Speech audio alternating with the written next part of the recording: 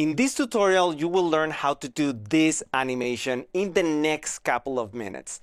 Yes, you won't have to draw anything. Everything is pre-made for you, and that's how fast you can work with Cartoon Animator 5. So let's get it started. To follow along, you will need to have the free resources downloaded already. So if you have that, let's scroll down to where we have Scene and Prop. Double click there, and then I'm going to scroll down, and then I'll find this Park 02. And then I just click and drag, and we have a park. Look at that. We already have the park done for us. Now, let me show you a little bit of the navigation. If you're using a PC and you have a mouse that has 2 clicks, then you can navigate like this. You press Alt and then the left button, and you move the camera to the sides like this. And then I release the Alt button, and then I press Alt, and then both clicks, that zooms in and out. I'm scrolling up and down with both clicks pressed on the mouse. This is very easy to use, right? I can move the scene to one side and then to another one. And then finally, if you don't have this and you're working on a laptop and instead you have a trackpad, you can be using these tools right here. This one is the zoom tool, which can go in and out like this. And then I can click on the next one, which is the pan. And that one moves the camera to the sides, up and down. I can also press Z for the zoom tool, or press X, and then that selects the pan tool to move to the sides, up and down. And then finally, I need to be, after you position the camera to where you want, you need to go back to selecting the normal tool, which is the select tool. I click on that, and now I can select the elements in the scene so I can move them around or do whatever I need. Now, when I have an element selected, I can move it up and down. But if I want to bring it forward and backward, I can click and drag this arrow, and that brings it closer to us. I'm bringing it right now closer to us, right? That right now is very close. Look, when I move to the sides, it's very close to the camera. Or I can bring it back again. Let me move it to the side to where it was, right there, right? Practice moving some elements just so you can get the hang of this. And now what we're going to do is add a character. For this, I want to go back from here, right? So if I'm in Scene and Prop, I can go back by clicking back. And then I'm going to scroll up and then double click on Actor and scroll down, and we're going to select Johnny, the one that says Johnny S, which stands for side view, or the F for frontal view. I'm going to select the side view. Just going to have him here. Just click and drag. And then I bring it up a little bit, and then he seems to be a little bit short compared to the bench, so I'm gonna make him big. You can resize elements by clicking on this corner and then dragging to the sides. So I would say maybe about there is the normal size. Now let's do some animation. For that, I go again to where it says template, back, and then go back in here. I mean pack. And then I double click on animation. And then in animation, you can see that there's a huge list of animations. I want to filter it. So below where it says all, you can have collections. I have custom collections. But in here, you can have the animation. I'm going to expand it and then open the 2D motion, and then the human, and then male, and then side. There you go. I only have male character animation from the side view. So I'm gonna scroll down all the way to where I have the walk forward. I'm going to use the walk forward 1, and then you see an S. That means start. And then this one is a loop. That means you can keep playing it again and again. And then E stands for end. So you have the start, the loop, and the end. So let's have him start walking. And before I animate, I make sure that I'm on frame 0. And then I just double click on walk, and now double click on the loop. And then I'm gonna do another double click. He's gonna go outside the screen. So for now, I need to press Alt and then click and drag to the side so I can keep seeing him. And then he's going to stop. There it is.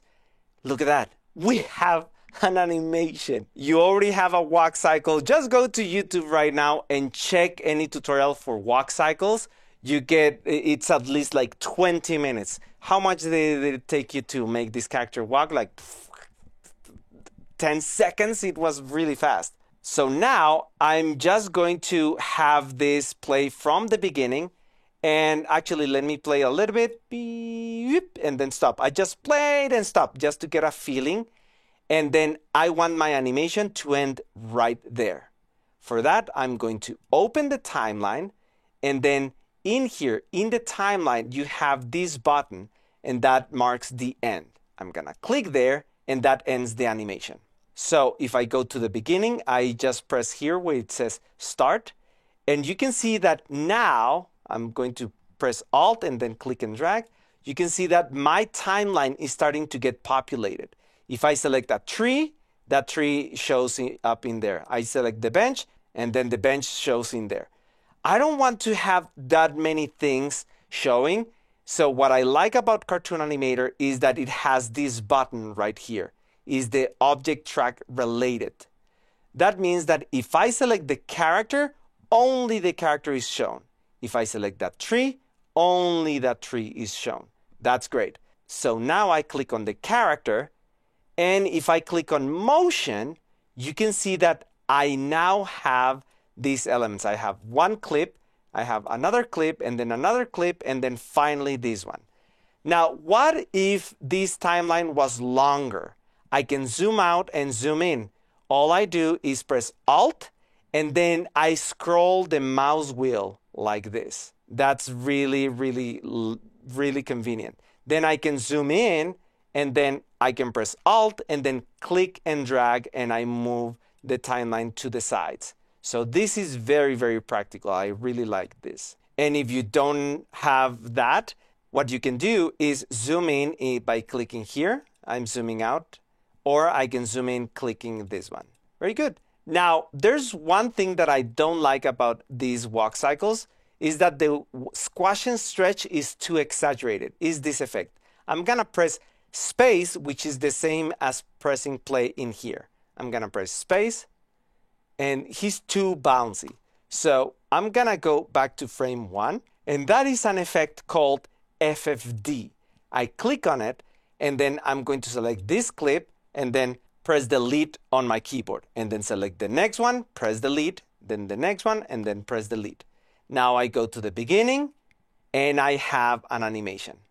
This feels a little bit more natural for me. Very good. Now, we need to do one last thing, and that is to animate the camera move. To do that, all I have to do is go to frame 0, and then I'm going to click on this button right here. It says camera record mode. When I click it, you can see that now it says record right there. The other thing that I want to see is the keyframes. So when I do or adjust anything, I want to be able to move the keyframes around if I need to, even delete them. So for that, I'm going to click right beside the object related. Right here it says the track list. I click there, and then I click on project, and you can see that now it's showing me the properties of the project. And in here, I can see the camera. I click on camera, and that's the first keyframe, right? So I just going to position the camera where I want it. I'm gonna zoom out by double clicking. I mean, both clicks, Alt and both clicks, and then position it right there.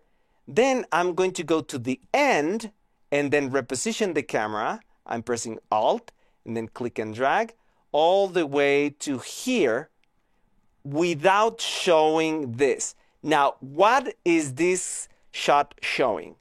Well, you can see that in here, this is the frame for a screen. Anything that is inside will be part of your animation. Anything that is outside won't show. In other words, this ending won't show if I preview it. I can click on this little eye for the preview, and this is what the animation would look like. Now, what happens if I press Alt and then click and drag and I show all the way to here? This will show empty space. Let's preview. And look, yes, this is not something we want. We don't want to show that the background ends like that. So instead, I'm going to press Alt and then click and drag, and I'm gonna put it right about there. Now let's go to the beginning and play to see our animation. Look at that. Woo! Camera animation, character animation, and background all in one place. Very simple to use. And with that, you have an animation of a walk cycle. Now, some things that you can explore, I'm going to hide the timeline, is what if you try having your character sit down? You can have him sit down and then being idle, and then you can stand up again. So this is very interesting. You can check it out. Now, what if you need other characters, other backgrounds, other props? Well, you can go to Help and then click on Reallusion Content Store. In here, you can click on Cartoon Animator and you can get characters, you can get heads, you can get props, you can get even animation, more motion clips. And for example, if I want to click on character, I can see a huge gallery like Toon Scenery, Guru. These are the best-selling stuff that they have in there. Or I can scroll down and keep looking for more characters. The same with backgrounds and scenes. And finally, if you want to learn more, you can also click on Help and then Video Tutorial and learn about getting started, the character, motion editing, and all of this. So that's it. I can't wait to see what you create in Cartoon Animator. Take care.